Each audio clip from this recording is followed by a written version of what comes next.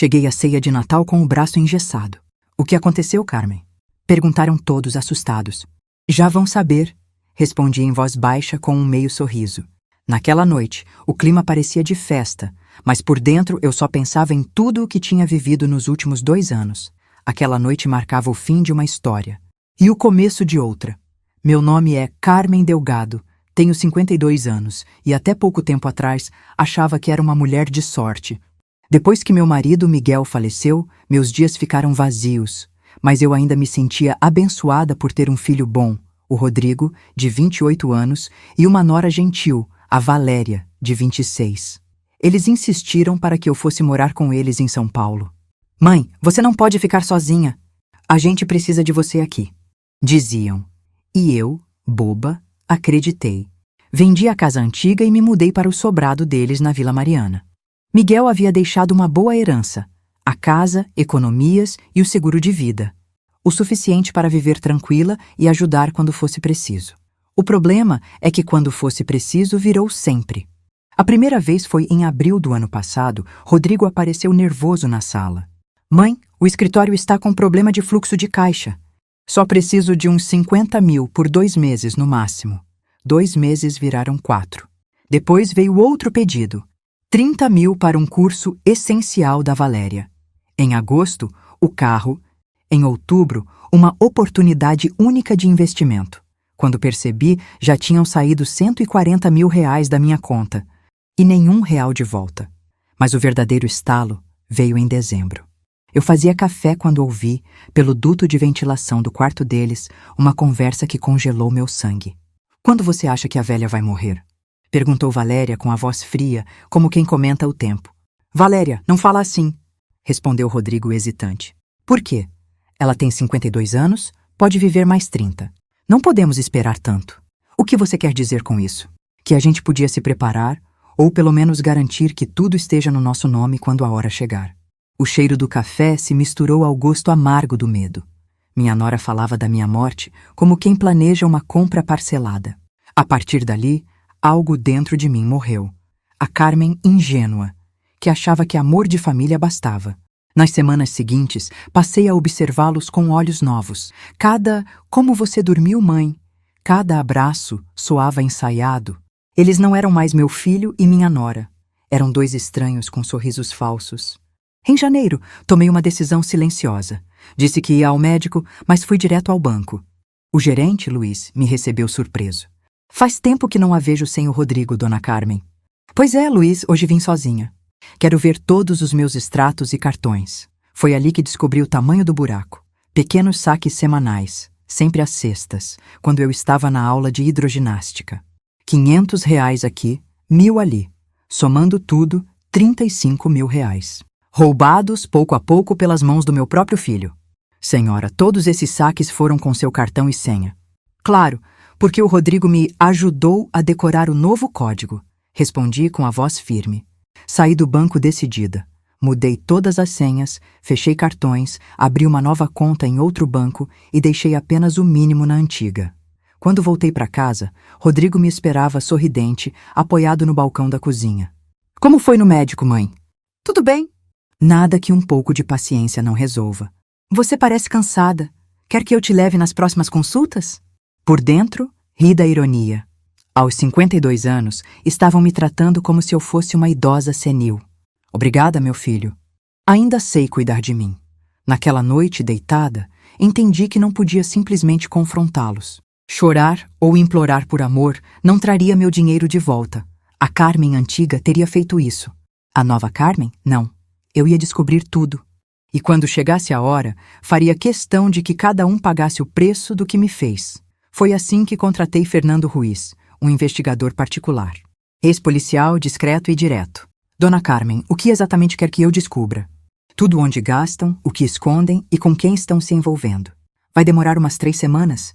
Eles suspeitam de algo? Ainda não, mas são mais espertos do que parecem. Enquanto esperava os resultados, observei com mais atenção. Valéria sempre sumia quando chegavam meus extratos bancários. Rodrigo parecia interessado demais no meu testamento e começaram a trazer um amigo novo para jantar. Daniel Torres, bem vestido, falante e com um assunto preferido: Poderes legais sobre bens de idosos. Uma noite ele perguntou: Dona Carmen, já pensou em dar um poder notarial para o seu filho? Assim, se a senhora adoecer, ele pode cuidar das finanças. Tenho 52, Daniel, ainda sei fazer contas. Valéria riu nervosa. É só uma precaução, sogra. Minha avó esperou demais e depois ficou difícil resolver tudo. Quantos anos tinha sua avó? Uns 70 e poucos. 20 a mais que eu. Que bom saber que ainda tenho um tempinho. O silêncio que se seguiu me disse mais do que qualquer resposta. Ali tive certeza. Havia um plano em curso e eu era o alvo. 2 semanas depois daquela noite estranha com Daniel, recebi a ligação que eu vinha esperando. Era Fernando Ruiz, o investigador. Dona Carmen, preciso encontrá-la. O que descobri é grave. Diga onde e quando. Hoje, às 6, no café da esquina da rua Augusta. Traga calma, mas venha pronta para ouvir coisas feias. Aquela frase me deixou gelada, fui. Quando cheguei, Fernando estava com uma pasta grossa sobre a mesa, o olhar sério. O seu filho e a sua nora, começou ele. Não só gastaram o dinheiro que a senhora emprestou, eles têm dívidas enormes escondidas. Quanto? Aproximadamente R$140 mil. Cartões estourados, um empréstimo pessoal e... Ele suspirou. Estão pagando o aluguel de um apartamento de luxo na região dos Jardins. O quê? Mas eles moram comigo? Sim. Só que dizem o contrário. Contam às pessoas que a senhora vive com eles naquele apartamento e o contrato está no nome dos dois. Fiquei sem palavras. E tem mais.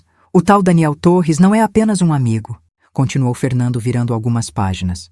Ele é assessor financeiro especializado em tutela legal. A especialidade dele é ajudar famílias a assumir o controle dos bens de parentes declarados mentalmente incapazes. Senti a garganta fechar. Tudo se encaixava. As insinuações sobre idade, o poder notarial, as piadas sobre memória. Eles estavam tentando me pintar como uma mulher senil. Fernando, o que eu faço? Se prepare, Dona Carmen. Isso não é só roubo. É uma conspiração para tomar tudo o que é seu. Voltei para casa com o coração disparado. Naquela noite, enquanto os 3 jantavam, decidi que era hora de agir, mas não com gritos ou lágrimas. A Carmen nova era cirúrgica. Enquanto servia o pudim, deixei cair a bomba. Estive revendo minhas finanças hoje. Achei uns saques estranhos. Valéria quase se engasgou com o café. Rodrigo ficou tenso. É? Tudo certo? Ele perguntou, tentando soar casual. Nem tanto. Descobri uns saques de 500, R$1.000, toda sexta. Coisa de 35 mil ao todo. Interessante, não? O silêncio pesou. Daniel limpou a garganta. Dona Carmen, às vezes, com a idade, a gente esquece pequenas transações. Com a idade, Daniel, tenho 52. Não 82. Ele tentou disfarçar o constrangimento. Não quis ofender. Ofendeu mesmo assim. Rodrigo interveio rápido. Mãe, deve ter sido alguma emergência. Emergência? Toda sexta, no mesmo horário, por um ano inteiro? Que coincidência. Abri o celular e mostrei a foto que Fernando me enviara. O contrato do apartamento nos Jardins. As cores sumiram do rosto dos 3. Como você conseguiu isso? Sussurrou Valéria. Tenho meus meios e sei que esse endereço é onde vocês vivem a sua vida de verdade. Com o meu dinheiro. Daniel se levantou. Acho melhor eu ir. Sente-se, Daniel. Você faz parte disso. Ele hesitou, mas obedeceu. Olhei para os 3, um a um. Vocês me roubaram R$210 mil, me enganaram, mentiram, conspiraram. E ainda planejaram me tirar do controle do meu próprio patrimônio. Rodrigo abaixou a cabeça. Mãe, eu posso explicar. Então explica, filho. Explica por que a sua esposa perguntou quando eu ia morrer. O rosto dele empalideceu. Valéria tentou disfarçar. Não sei do que você está falando. Sabe sim, ela tem 52, pode viver mais 30. Não dá para esperar tanto. Foi isso que você disse, não foi? O choque nos rostos deles confirmou tudo. Os dutos de ventilação dessa casa carregam mais do que ar, minha querida. Levaram até mim o som da podridão de vocês. Daniel tentou se levantar de novo. Isso é absurdo. O absurdo, Daniel, é achar que eu não investigaria quem você é. Assessor financeiro, especializado em roubar legalmente idosos. Tenho dossiês, provas, gravações. O silêncio foi cortado apenas pelo tic-tac do relógio na parede. Por fim, falei com calma. Vocês têm 2 opções. 1. Me devolvem cada centavo em 30 dias e saem da minha casa para nunca mais voltarem. 2. Eu apresento denúncia por roubo, fraude e conspiração. Rodrigo levantou-se desesperado. Mãe, não pode fazer isso com a gente. Posso e vou. Naquela noite dormi profundamente. Pela primeira vez em muito tempo, o medo deu lugar à serenidade. Eu havia traçado a linha e estava pronta para defender o que era meu. Mas o que eu não sabia era que do outro lado da mesa eles também haviam tomado uma decisão. E a deles era ainda mais sombria que a minha. Os dias seguintes foram um teste de nervos. Rodrigo e Valéria começaram uma espécie de jogo psicológico perverso, uma mistura de frieza, chantagem emocional e fingimento. De manhã, me tratavam com uma gentileza exagerada. À noite, passavam por mim como se eu fosse invisível. O ar dentro daquela casa parecia carregado, como se cada cômodo tivesse ouvido minha ameaça e agora esperasse o próximo movimento. No 10º dia do meu ultimato, Rodrigo tentou se reaproximar. Chegou na cozinha com cara de arrependimento. Mãe, a gente errou. Eu sei, mas por favor, não destrói nossa família por causa de dinheiro. Eu não destruí nada, Rodrigo. Quem destruiu foram vocês quando decidiram me roubar. A gente só pegou emprestado. Sem autorização, isso tem outro nome, roubo. Ele ficou calado, o olhar perdido na xícara de café. Já Valéria optou por outro papel, o da vítima. Passava horas trancada no quarto, falando alto ao telefone, sempre no mesmo tom melodramático. Sim, mãe, a Carmen está me expulsando. Não, eu não sei o que deu nela. Anda tão estranha, desconfiada de todo mundo. Acho que está ficando paranoica. Eu ouvia cada palavra. E entendia. Valéria estava plantando a ideia de que eu estava perdendo a sanidade. O primeiro passo do plano que Fernando havia previsto. No 20º dia, recebi uma visita inesperada. Era Helena Vasques, mãe de Valéria, uma mulher elegante de fala mansa e gestos ensaiados. Carmen, querida, será que podemos conversar um minutinho? Claro, Helena. Entre. Sentamo-nos na sala, onde o silêncio era quase palpável. Estou preocupada com essa tensão entre você e os meninos, começou ela cruzando as pernas. Os meninos? Sua filha tem 26, meu filho 28. Já são adultos, Helena. Você sabe o que quero dizer? Valéria me contou que houve mal-entendidos sobre dinheiro. Sorri de leve. É assim que ela chama o roubo de 210 mil reais? Um mal-entendido? O rosto de Helena perdeu a cor. 210 mil? Exatamente. Fui até o escritório e trouxe a pasta que Fernando me entregara. Aqui estão os extratos, os comprovantes e até o contrato do apartamento que eles mantêm às minhas custas.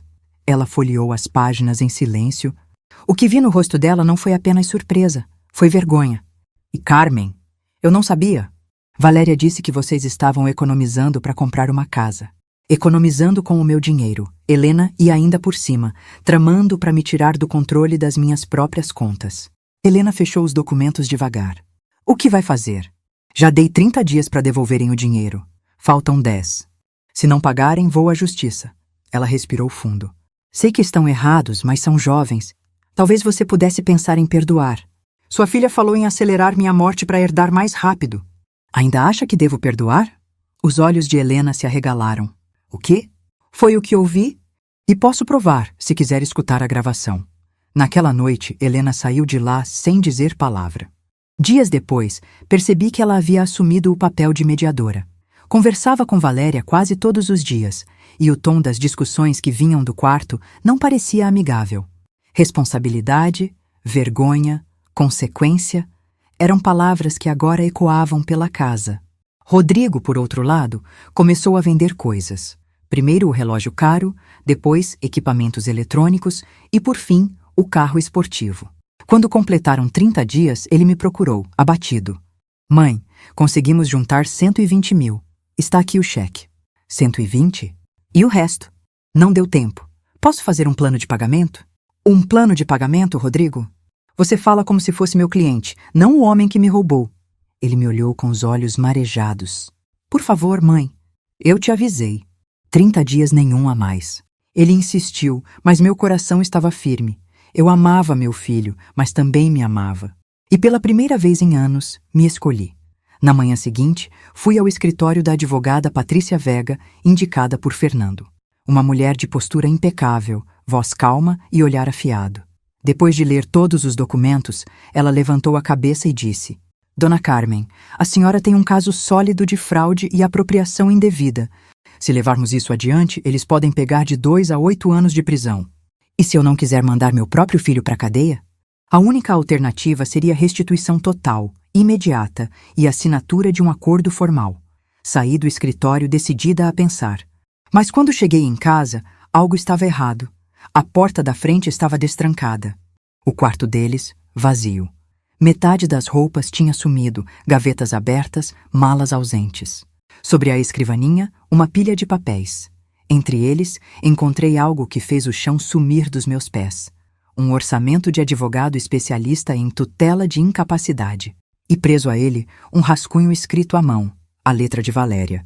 Sintomas a documentar: perda de memória, paranoia, comportamento errático, acusações infundadas, decisões financeiras impulsivas. Daniel diz que com 3 meses de registros, conseguimos a tutela. Depois, tudo será nosso. Eles tinham fugido. Mas não para desistir. Tinham fugido para se reagrupar e começar o contra-ataque. Liguei imediatamente para Patrícia.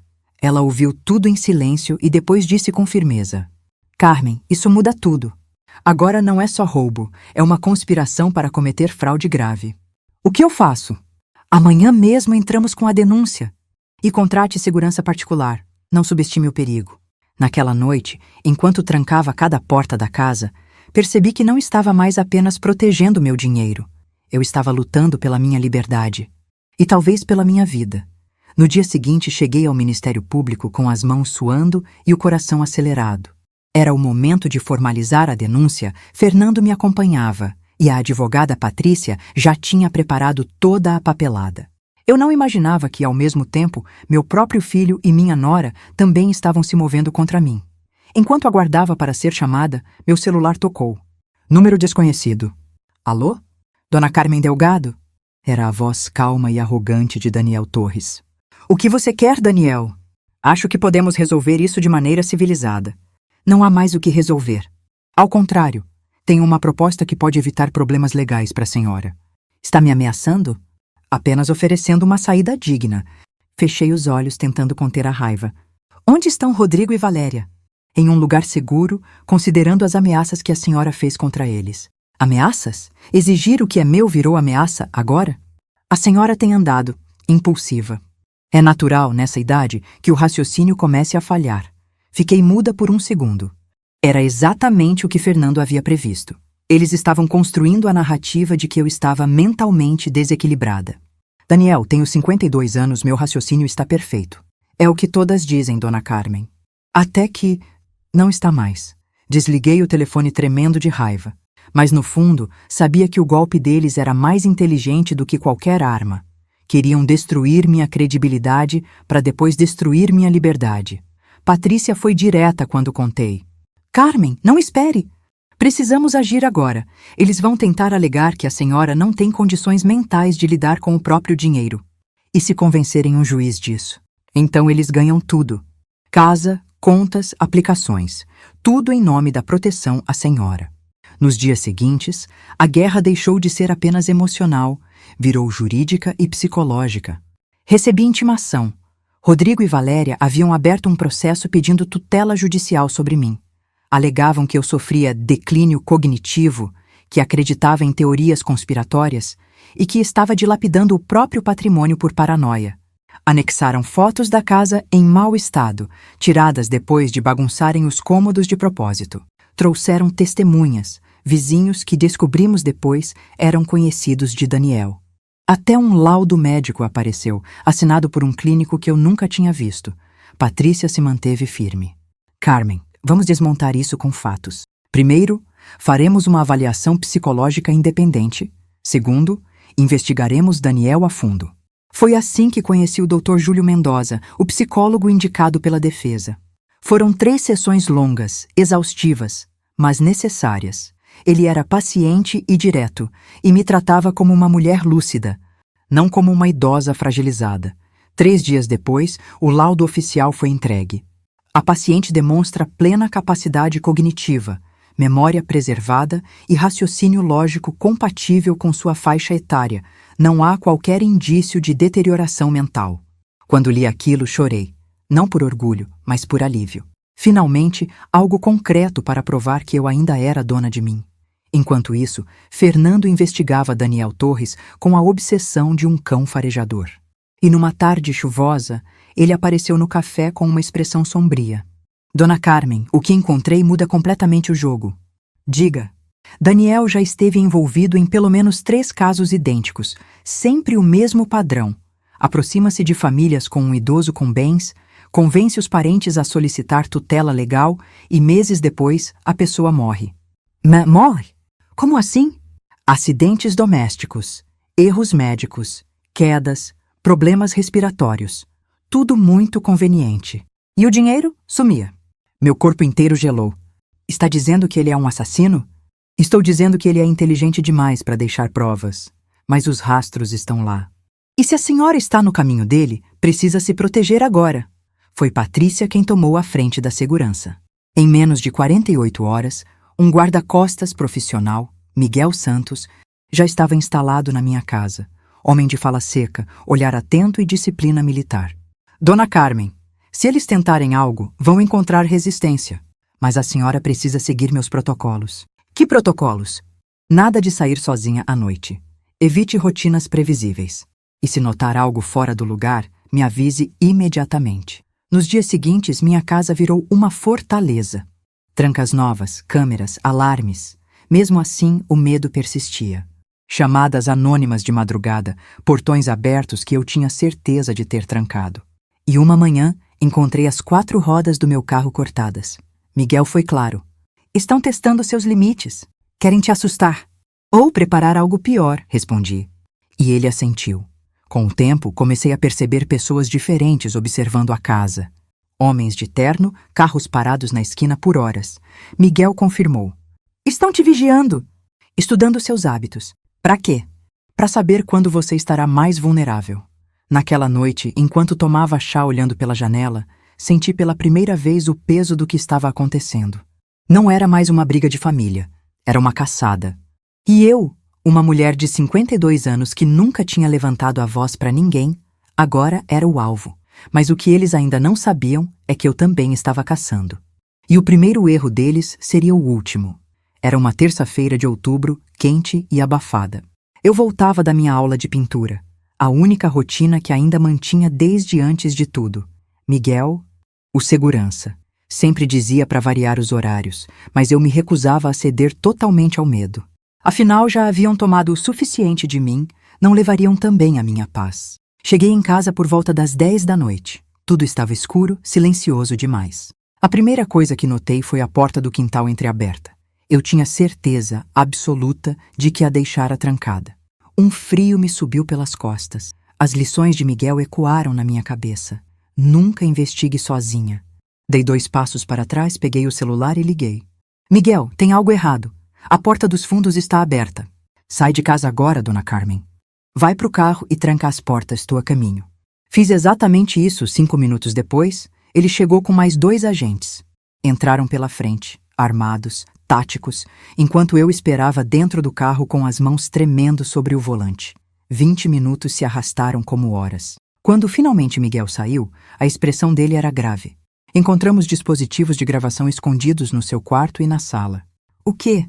Microfones de alta precisão e sinais de que alguém mexeu nos seus documentos. Daniel? Murmurei. Muito provável. Estão te monitorando há semanas, talvez meses. Logo depois, a polícia chegou. O comandante Herrera, responsável pelo caso, examinou os aparelhos. Isso é crime de invasão e violação de privacidade. Eles querem me destruir, comandante. Ou te assustar até parecer instável, respondeu ele. E se for isso, é mais grave do que parece. A polícia instalou câmeras próprias, discretas, com rastreamento remoto. A partir daquele dia, minha casa virou um cenário de operação policial. E eu, uma mulher vigiada por todos os lados, pelos inimigos e pelos que tentavam me proteger. 3 noites depois, enquanto eu jantava sozinha, o telefone tocou. Era o número de Rodrigo. Mãe, a gente precisa conversar. Não temos mais nada para conversar, Rodrigo. Temos sim. Isso saiu do controle. Saiu do controle quando vocês decidiram me roubar. Por favor, mãe, só eu e você. Num lugar neutro, Havia algo na voz dele, uma mistura de medo e desespero, que me fez hesitar. Miguel achou arriscado, o comandante também. Mas Fernando sugeriu. Talvez ele queira realmente ajudar. E, se for armadilha, estaremos prontos. Decidimos marcar o encontro em um café movimentado, no bairro onde eu o levava quando era criança. Miguel me seguiria à distância. Levei um microfone oculto no colar. Cada palavra seria gravada. Rodrigo chegou 10 minutos atrasado. Estava irreconhecível. Magro, abatido, com olheiras fundas e o olhar perdido. Mãe, obrigado por vir. O que você quer, Rodrigo? Primeiro, me desculpa. Por tudo. Eu estraguei tudo. Mas você precisa sair de casa agora. O quê? Daniel não é quem diz ser. E a Valéria, ela tá envolvida até o pescoço. Fiquei em silêncio, o coração martelando. Envolvida em quê? O plano não era só pegar sua tutela. Daniel quer algo mais definitivo. Demorou 1 segundo para entender. Definitivo? Como assim, Rodrigo? Ele baixou a cabeça. Mãe, acho que eles querem te matar. As palavras dele cortaram o ar como uma lâmina. Eu ouvi conversas. Daniel falou sobre resolver o problema de vez. Disse que ia parecer natural. Um infarto, um acidente. E a Valéria sabe disso? Agora sei que sim. E não se importa. Respirei fundo, lutando para manter a voz firme. E você? Eu, no começo, só queria o dinheiro? Juro. Mas quando percebi o que estavam planejando, fiquei com medo. Dele e dela. O que mais sabe sobre Daniel? Ele já fez isso antes. Achei dossiês no computador da Valéria. Fotos de outras pessoas, idosas.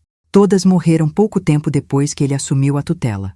As palavras dele confirmavam tudo o que Fernando havia descoberto. Daniel não era só um manipulador, era um predador em série. E agora eu era a próxima presa. Rodrigo continuou aflito. Você tem que sair de casa, mãe. Daniel já está preparando o próximo passo. Qual? Disse que em 1 semana tudo se resolve. Falou de um técnico que viria instalar algo no sistema da casa. Olhei para ele gelada. No sistema da casa? Eu achei que era mentira, mas agora... Ele parou com lágrimas nos olhos. Agora tenho certeza que é real. Quando saí daquele café, senti como se estivesse vivendo dentro de um filme policial. Mas era a minha vida, e o vilão não estava apenas solto. Estava planejando o meu fim. Miguel ouviu toda a gravação no carro, em silêncio. Ele pode estar dizendo a verdade, concluiu. E se estiver, temos que agir rápido. O que você sugere? Transformar a armadilha deles numa armadilha para nós. Nas semanas seguintes, Patrícia e o comandante Herrera montaram um plano. Eles sabiam que Daniel e Valéria continuariam acreditando que eu estava sozinha, vulnerável e fragilizada. E era exatamente isso que eu fingiria ser. O objetivo era simples, deixá-los agir. Mas com a polícia esperando por eles. Eu, Carmen Delgado, seria o isco. Era arriscado, era perigoso. Mas era a única forma de garantir que ninguém mais caísse nas mãos daquele homem. E pela primeira vez em muito tempo, senti uma estranha sensação de poder. O medo ainda existia, claro, mas agora ele caminhava ao meu lado. Não mais à minha frente. Os dias que se seguiram foram de tensão calculada. Cada passo, cada rotina, cada visita à rua agora fazia parte de um tabuleiro de xadrez onde uma jogada errada poderia ser fatal. Patrícia, a advogada, coordenava tudo com precisão. Miguel cuidava da segurança e o comandante Herrera supervisionava discretamente os movimentos de Daniel e Valéria. Eu era o centro de uma operação silenciosa e o isco que fingia não saber de nada. Dona Carmen, disse Miguel, ajustando o ponto eletrônico preso atrás da minha orelha. A partir de agora, a senhora é uma atriz. Finge ser a mulher indefesa que eles acham que é. E quando eu me acostumei a ser forte, murmurei com ironia, justamente por isso vai conseguir. A força, às vezes, está em parecer frágil. O plano era claro. Manter minha rotina normal, aulas de pintura, passeios curtos, idas ao mercado, tudo em lugares controlados, com agentes disfarçados por perto. Se Daniel tentasse qualquer aproximação, a polícia agiria. Mas o que ninguém imaginava é que o ataque não viria de fora. Viria de dentro da minha casa. 3 dias depois, uma tarde quente de quinta-feira, recebi uma ligação do zelador do condomínio. Dona Carmen, vieram 2 técnicos aqui dizendo que tinham ordem para revisar o sistema de gás da casa. Disseram que foi solicitado por um engenheiro Torres. Meu coração parou por 1 segundo. Não autorizei nada. Mande eles embora agora! Miguel e a equipe chegaram em minutos. Entraram, revistaram. E o que encontraram fez o ar sumir dos meus pulmões. Debaixo da cama, junto à tubulação do aquecedor, havia um sistema de ventilação modificado, com pequenos reservatórios de metal e sensores temporizados. Segundo o perito da polícia, aquilo servia para liberar gás tóxico de forma lenta e contínua durante a noite. Eles iam te envenenar dormindo, explicou o comandante Herrera. Em uma semana, pareceria um problema respiratório natural. Natural? Repeti com a voz trêmula. Eles queriam que a minha morte fosse natural. Miguel me olhou com seriedade. Não se culpe por ter amado as pessoas erradas, Dona Carmen. Elas é que fizeram a escolha de virar monstros. O plano dos criminosos estava mais avançado do que qualquer um imaginava. Mas também significava que tínhamos provas concretas. Daniel e Valéria haviam deixado impressões digitais nos equipamentos. O jogo estava quase acabado, e o comandante queria pegá-los em flagrante.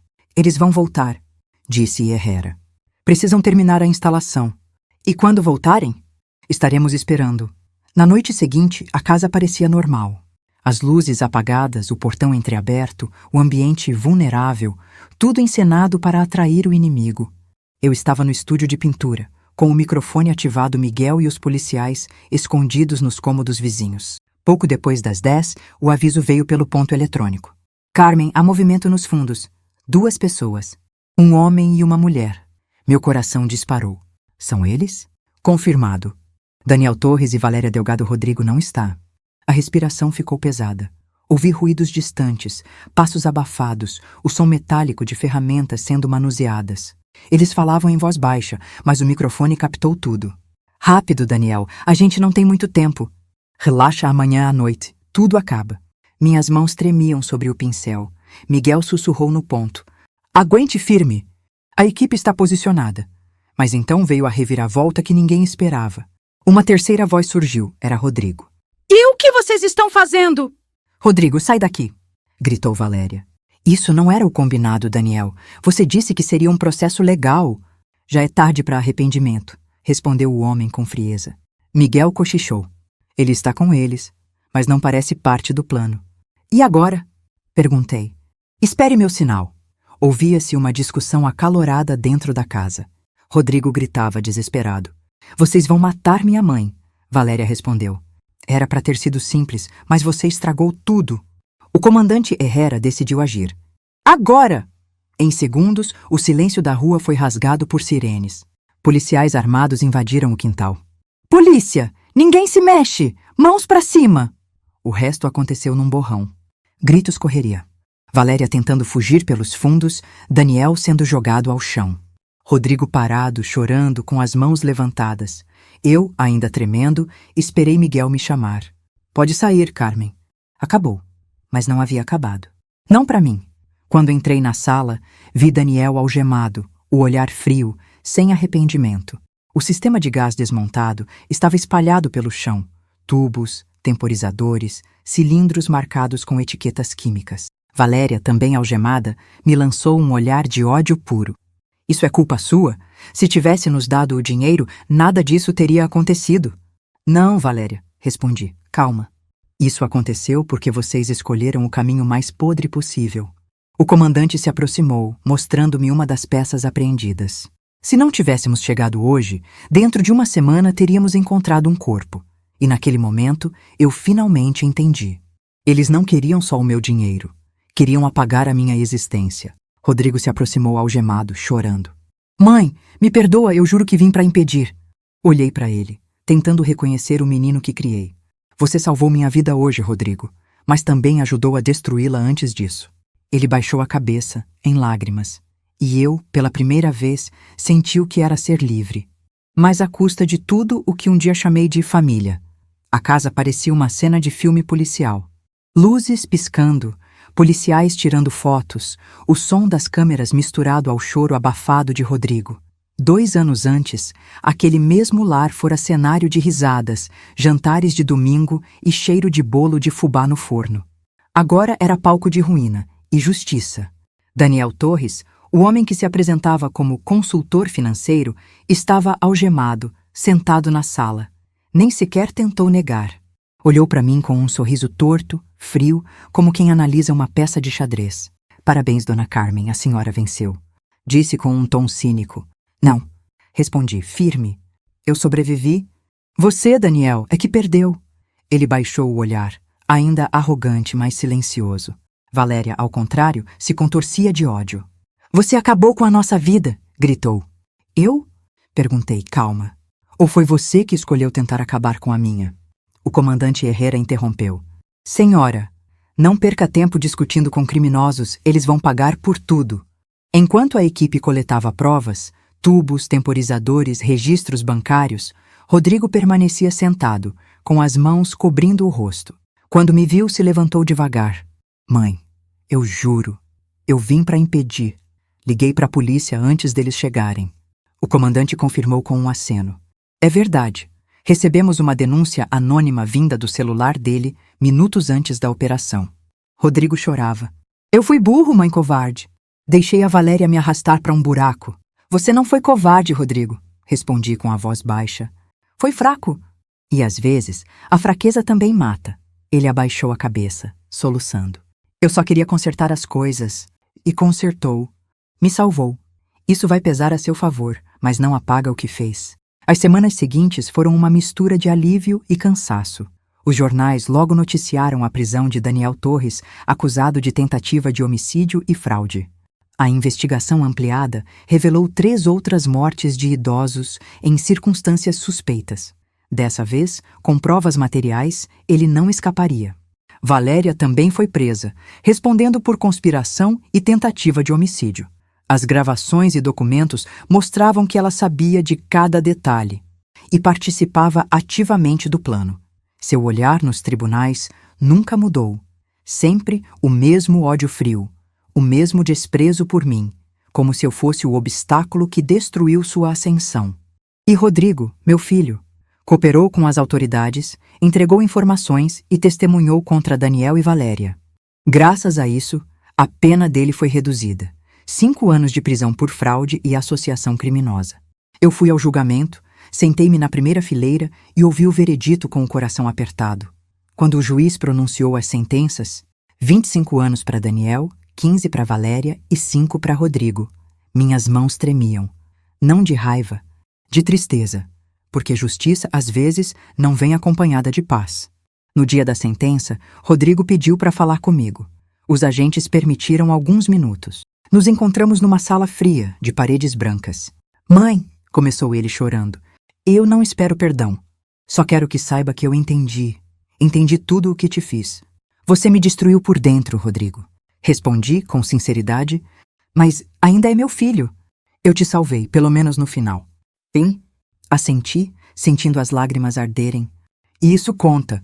Ele abaixou a cabeça, soluçando. Quando eu sair, quero ser alguém que você possa respeitar de novo.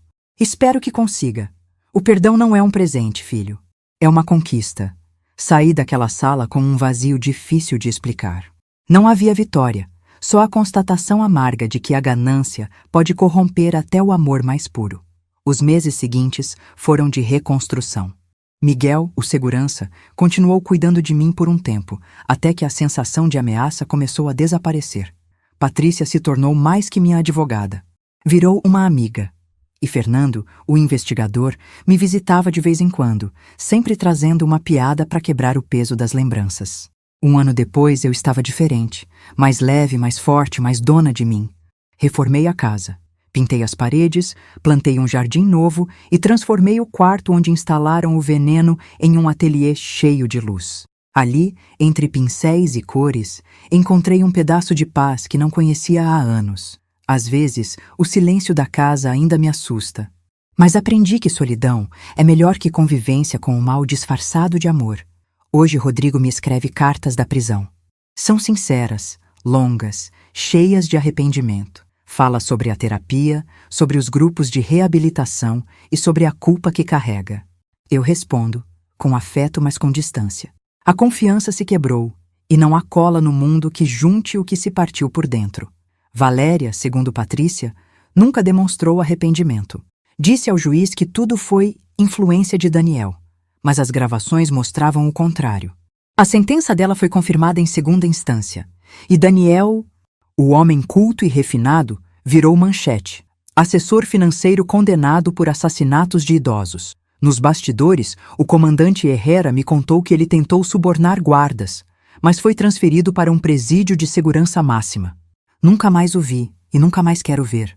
Naquele Natal, 2 anos depois do início de tudo, voltei à mesma mesa onde um dia cheguei com o braço engessado e um gravador na mão. A diferença é que, dessa vez, eu estava inteira. Sem fingimentos, sem farsas, sem medo. Enquanto olhava pela janela, pensei em Miguel, meu falecido marido. Se estivesse vivo, teria se orgulhado de ver a mulher que me tornei, porque a Carmen de antes vivia para agradar. A Carmen de agora vive para sobreviver, e para viver bem. Mas ainda faltava uma coisa, fechar o ciclo, e isso aconteceria em breve. 1 ano havia se passado desde o julgamento. 1 ano desde que vi meu filho algemado e ouvi o som frio da sentença ecoando naquela sala de tribunal. E embora o tempo não tivesse apagado as cicatrizes, ele as havia transformado em marcas de sobrevivência. Lembranças de que eu era feita de força, não de fragilidade. Naquela manhã de domingo, o sol entrava pela janela da cozinha e batia na mesa de madeira onde eu tomava café. Tudo estava em paz. O relógio antigo de parede marcava o tempo num compasso lento, tranquilo. Do jardim vinha o cheiro doce das flores novas que plantei depois da reforma. Era como se a casa, agora renovada, respirasse comigo outra vez. Transformei o quarto onde tentaram me matar num ateliê de arte. Pintei as paredes de um azul suave e pendurei telas com frases que me lembravam quem eu era. A vida recomeça quando você diz, chega. Ali, passo as tardes misturando cores, ouvindo música e redescobrindo o prazer de existir sem medo. Minhas amigas do clube de leitura, especialmente a Mercedes, sempre falante, voltaram a frequentar minha casa. Elas sabem parte da história, mas nunca tudo. Algumas coisas pertencem só a quem as viveu, e revivê-las seria dar a elas mais poder do que merecem. De tempos em tempos, recebo cartas de Rodrigo. São longas, cheias de arrependimento. Ele fala sobre as sessões de terapia, sobre a vergonha e o desejo de reconstruir a própria vida. Eu leio todas, mas nem sempre respondo. Quando respondo, minhas palavras são firmes, serenas, sem rancor, mas sem ilusões. O perdão é um caminho, filho, não uma promessa. Valéria, segundo a advogada Patrícia, cumpre pena em regime fechado. Não quis visitas, não pediu desculpas. Mas isso já não me importa. A indiferença é o ponto final de quem já sofreu demais. E Daniel Torres, o homem que tentou transformar minha vida em mais um de seus golpes, agora vive trancado atrás das mesmas paredes que tentava me enterrar. Foi condenado também pelos homicídios anteriores. Se tornou o caso de estudo de criminologistas e programas de televisão. Eu sigo viva. E essa é a minha maior vitória. Nos meses seguintes à sentença, aprendi algo que nenhum livro ou terapeuta poderia ensinar. A liberdade verdadeira não está em perdoar quem te destruiu. Está em não permitir que eles continuem te definindo. Patrícia continua minha amiga. Às vezes jantamos juntas, rimos de coisas pequenas, falamos de futuro. Fernando, o investigador, ainda me liga no fim do ano para saber se continuo pintando ou investigando gente safada. E Miguel, o segurança, virou quase da família. Vem sempre que preciso ajustar as câmeras novas, agora instaladas mais por precaução do que por medo. Mas o maior símbolo da minha cura foi uma simples decisão: viajar. Peguei parte do dinheiro que recuperei, com juros e correções, e comecei a realizar pequenos sonhos que antes pareciam distantes. Fui a Paraty, caminhei pelas ruas de pedra, sentei à beira-mar para pintar o pôr do sol. Descobri que existe vida, beleza e cor depois da dor. E, acima de tudo, descobri que nunca é tarde para recomeçar. Às vezes, penso em tudo o que aconteceu e me pergunto: como cheguei até aqui? A resposta é simples e dolorosamente verdadeira. Cheguei até aqui porque finalmente escolhi a mim. Hoje, quando alguém me pergunta se ainda acredito na família, eu sorrio. Sim, acredito. Mas não naquela construída pelo sangue. E sim na que nasce do respeito, da lealdade e do amor real. Minha família agora são as pessoas que me olham nos olhos sem esconder intenções, que torcem por mim sem inveja, que me querem viva. Não dona do que é meu. Enquanto fecho as janelas e preparo o jantar, lembro daquela noite em que abri a porta para a polícia com o braço engessado e vi minha casa tomada por sirenes. Era o fim de uma vida e o começo de outra. Olho para o espelho e vejo uma mulher de 53 anos com cicatrizes, mas com brilho nos olhos. Uma mulher que aprendeu que ser perigosa, às vezes, é apenas saber se defender. Porque Carmen Delgado morreu naquele dia em que descobriu que amor pode virar veneno. Mas nasceu outra Carmen, mais firme, mais calma, mais livre. E se alguém ainda acha que sou frágil, que leia o processo. Está tudo lá, a prova de que essa viúva não é vítima de ninguém. É sobrevivente. Obrigada por acompanhar minha história até aqui. Se você também passou por algo parecido, ou se alguma parte desta história mexeu com você, compartilhe nos comentários. Sua voz importa.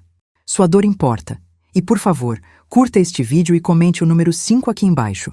Isso me ajuda a saber que você ficou até o fim e que não estou sozinha nessa caminhada. Seja gentil com você mesma. Um passo de cada vez, a gente se reencontra por aqui.